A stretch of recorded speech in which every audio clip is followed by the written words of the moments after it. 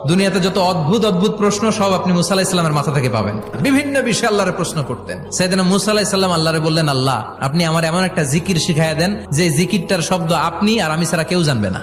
দিনে রাতে সব সময় এই জিকির আমি করব, আপনারে ডাকবো, কিন্তু শর্ত হলো এই জিকিরটা জানবে শুধু আপনি আর জানবো শুধু আমি। আল্লাহ বললেন, মুসা পড়ো লা ইলাহা ইল্লাল্লাহ।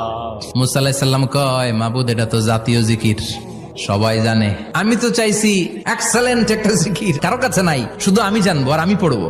আল্লাহ বললেন, মুসা এই লা ইলাহাকে যদি এক পাল্লায় রেখে দাও, তাম বিশ্ব, 7 আকাশ 7 জমিনটারে তুলে যদি তুমি আরেক পাল্লায় রেখে দাও, লা রাজাহাত কাফাতু লা ইলাহা ইল্লাল্লাহ, মুহূর্তের মধ্যে লা ইলাহার পাল্লা ভারী হয়ে যাবে।